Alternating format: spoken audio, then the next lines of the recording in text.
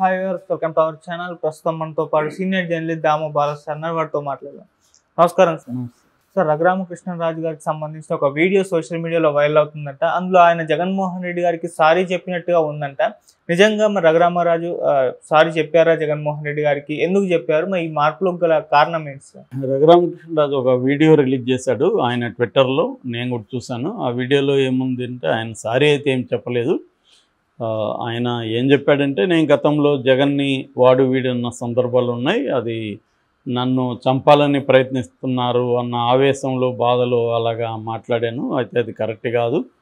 నేను ఇప్పటి నుంచి ఆయన్ను గారు అనే పిలుస్తాను, జగన్మోహన్ రెడ్డి గారనే సంబోధిస్తాను. ఆయన నాకంటే వయసులో చిన్నవాడు కావచ్చు, నాకు బాగా దగ్గరైన మిత్రుడి కొడుకు కావచ్చు, అయినప్పటికీ కూడా నేను ఆయననే సంబోధిస్తాను అనేది చెప్పాడు. ఇది నిజానికి ఒక చాలామందికి షాక్. నిజానికి జగన్ మొన్న అసెంబ్లీలో ఈయన వెళ్ళి చేతులు పట్టుకొని మాట్లాడి మీరు రోజు అసెంబ్లీకి రావాలి అని చెప్పడం, తర్వాత వయ్యవల కేసుని నాకు జగన్ పక్కన సీటు కేటాయించండి అని అడగడం, ఇవన్నీ ఆశ్చర్యాన్ని రేకెత్తించాయి. ఎందుకంటే జగన్కి నెంబర్ 1 ఎనిమి కానీ నెంబర్ 1 ఇది కానీ ఎవరు అంటే ఆంధ్ర రాజకీయాల్లో ఈయనే ముందు నుంచి కూడా. ఎందుకంటే జగన్ మీద ఎవరు కూడా ఇంత కన్సిస్టెంట్గా రోజువారీ అందరికీ విచిత్రం వేసే పరిస్థితుల్లో ఆయన రోజు అసలు ఏంట్రా ఈ గోళాన్ని కూడా చాలామంది అనుకున్నారు. చాలామంది అప్రిషియేట్ చేశారు ఆయన్ని.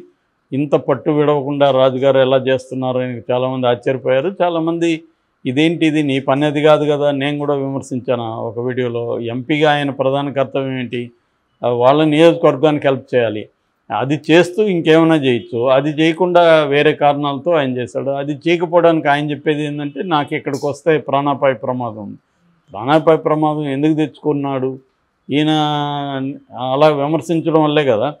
సో కానీ జగన్ అయితే గతంలో సిఐడి వాళ్ళ ద్వారా ఆయన అరెస్ట్ చేయడం అయితే కరెక్ట్ కాదు ఖచ్చితంగా. ఎందుకంటే అతను రాజకీయంగా విమర్శలు చేస్తున్నాడు. జగన్ కూడా రాజకీయంగానే ఎదుర్కోవాలి తప్ప, నీ చేతిలో అధికారం ఉంది కాబట్టి దాన్ని దుర్వినియోగం చేసి సిఐడిని రఘురామకృష్ణరాజు మీద ప్రయోగించడం, కొట్టారో లేదో మనకు తెలియదు, కానీ ఆయన కొట్టారని ఆరోపిస్తున్నాడు. పోలీసులు కొట్టడం అయితే సాధారణమైన విషయం, అదేమీ విచిత్రం కాదు. మనకి రోజు చూడొచ్చు మనం పోలీసులు కొట్టడం అనేది, రూట్గా బిహేవ్ చేయడం, కొట్టడం, ఇంకా లాకప్ డెత్తులు చేయడం వెరీ వెరీ కామన్ ఇండియాలో. కాబట్టి ఆ రకంగా ఆయన కొట్టుండే అవకాశాలు ఎక్కువ ఉన్నాయి. కాకపోతే దాన్ని ఎలా ప్రూవ్ చేస్తారనేది వేరే విషయం. ఏదేమైనా ఆయన కొట్టారు, దాన్ని జగన్ ఎంజాయ్ చేశాడు అన్నది ఆ టైంలో ఆయన భయభ్రాంతానికి గురి కూడా అయ్యి ఉండొచ్చు. ఎందుకంటే ఆయనకి ఆల్రెడీ డయాబెటీస్ ఏదో ఉంది, ఒక రకమైన భయం క్రియేట్ చేస్తారు పోలీసులు. సో దాంట్లో నుంచి ఆయన హెల్త్ కూడా ఇబ్బంది అయ్యే అవకాశం ఉంది, ప్రాణాపాయం కూడా కలుగుతుందని ఆయన ఊహించుండొచ్చు. దాని తర్వాత ఆయన యాక్చువల్గా రెచ్చిపోయాడు.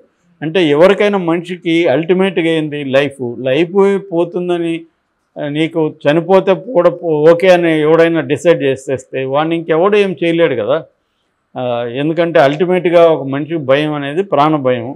ప్రాణం దానికే తెగించిన వాడిని ఎవడేం చేయగలడు. అందువల్ల ఆయన ఇంకా రెచ్చిపోయాడు. జగన్ స్ట్రాటజీ ఫెయిల్ అయింది. అక్కడ ఫెయిల్ అయ్యి ఇంకా ఆయన పెద్ద ఎత్తున రెచ్చిపోయాడు. అది కూడా డ్యామేజ్ అయిందని ఇప్పుడు మనకి ఎలక్షన్ల తర్వాత అర్థమైంది. సో అందుకని ఆయన అయితే ఏమంటే, రఘురామకృష్ణరాజు మొన్నటి వరకు కూడా జగన్ మీదే ఉన్నాడు. మొన్ననే కేసు కూడా పెట్టాడు. ఆ కేసుని పర్స్యూ చేయమని ఎస్పీని కూడా కలిశాడు. జగన్ అందులో అక్యూజన్ నెంబర్ 3గా ఉన్నాడు.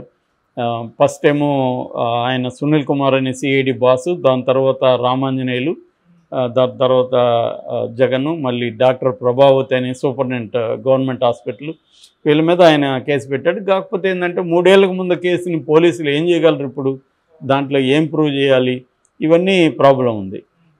ఏదేమైనా ఆయన జగన్ మీద ఒక పక్క కేసు పెట్టి ఒక పక్క విమర్శిస్తూ రెండో వైపు జగన్తో ఫ్రెండ్లీగా ఉండడం అనేది నిజానికి ఆహ్వానించదగింది. కాకపోతే అది విచిత్రంగా అనిపిస్తుంది.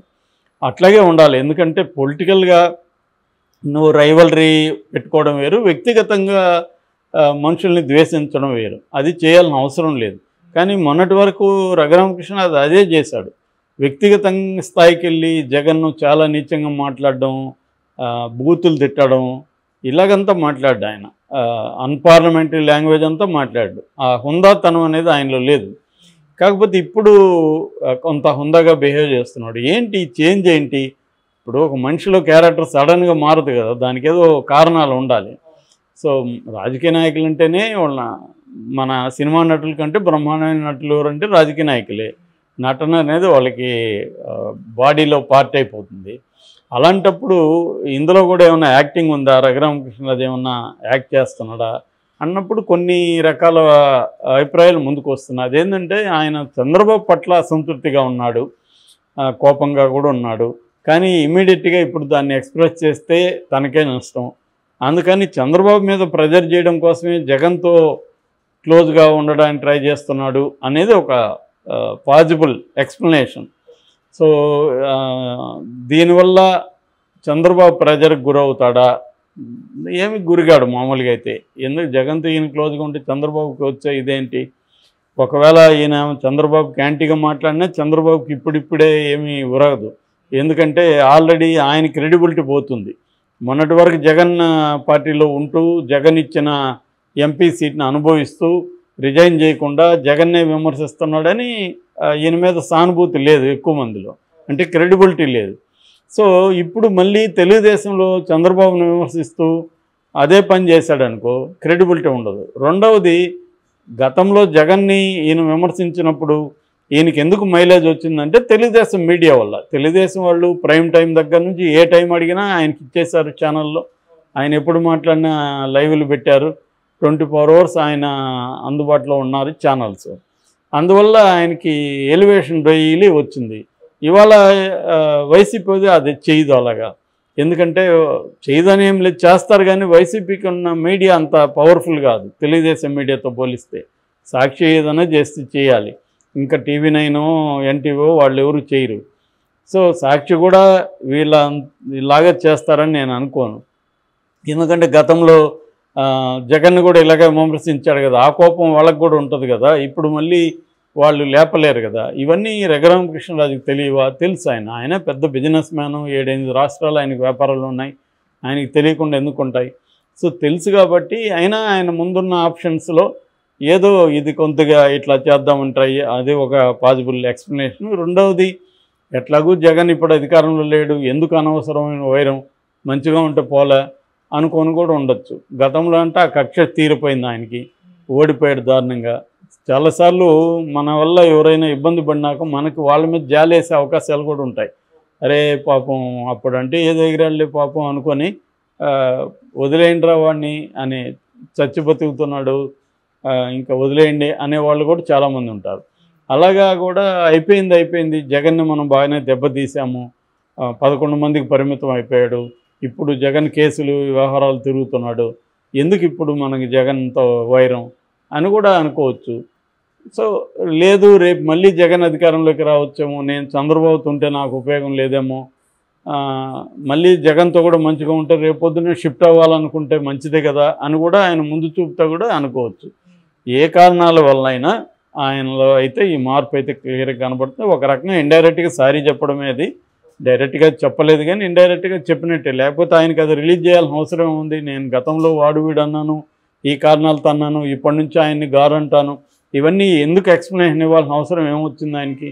అంటే ఒక రకంగా సారీ చెప్తున్నట్టు, ఇంకొక రకంగా నేను జగన్తో మంచిగా ఉంటాను అని సిగ్నల్ చంద్రబాబు పంపిస్తున్నట్టు. ఎందుకంటే చంద్రబాబు మీద కూడా ఆయన ఆల్రెడీ నెగిటివ్గా స్టార్ట్ చేశాడు. చంద్రబాబుకి కొన్ని కులాలంటే భయం ఉంది, కొన్ని కులాలంటే ఇష్టం ఉండదు. సో భయం ఉన్న కులాలకి ఆయన పదవులు ఇస్తాడు, తనకి ఇష్టం లేని కులాలకి ఇవ్వడు. బ్రాహ్మణులకు ఇవ్వలేదు, క్షత్రియులు 5-6 మంది ఉంటే క్షత్రియులకు కూడా మంత్రి పదవులు ఇవ్వలేదని మాట్లాడాడు. అంటే తనకి ఇవ్వలేదని బాధ ఉంది, అది న్యాయమైంది కూడా. ఎందుకంటే ఆయన చంద్రబాబుకి బ్రహ్మాండంగా ఉపయోగపడ్డాడు తెలుగుదేశానికి. ఖచ్చితంగా చంద్రబాబుకు ఆ మోరల్ రెస్పాన్సిబిలిటీ అయితే ఉంది, ఆయనకి ఏదన్నా ఇవ్వాలి. సీటు కూడా ఆయన కోరుకున్న ఎంపీ సీటు ఇప్పించలేదు. చంద్రబాబు అనుకుంటే ఇప్పించుండేవాడు, కానీ ఇప్పించలేదు. అప్పుడు కూడా ఈయన ఆక్రోశం ఎక్స్ప్రెస్ చేశాడు. ఫైనల్గా ఏదో ఉండి ఇచ్చాడు, మొత్తానికి గెలిచాడు. ఇప్పుడు కనీసం ఆయనకి ఏదో పదవి అయితే ఈయన ఇవ్వాలి, ఎందుకంటే మోరల్ రెస్పాన్సిబిలిటీ ఈయనకు ఉంది. కానీ చంద్రబాబు ఆయనకున్న ఇబ్బందులు ఆయనకున్నాయి. ఎందుకంటే విపరీతంగా ఎక్కువ మంది ఉండడం, దీనివల్ల చంద్రబాబు అందరికీ న్యాయం చేయాలంటే కష్టమవుతుంది. సో అందువల్ల చంద్రబాబు ఇబ్బందులు చంద్రబాబుకు ఉన్నాయి. ఒక పక్క జనసేనకి ఇవ్వాలి, బీజేపీ వాళ్ళకి ఇవ్వాలి, మొత్తం ఎక్కువ 164 మంది ఎమ్మెల్యేలు ఉన్నారు. అందరికీ ఇవ్వాలంటే ఏమున్నాయి? సో ఈ ఇబ్బందులు చంద్రబాబుకు ఉంటాయి. మరి ఈ కాంట్రడిక్టరీ సిచ్యువేషన్లో రఘురామకృష్ణరాజు నెక్స్ట్ స్టెప్ ఏంటి అనేది మనం చూడాలి. Okay sir, thank you so much.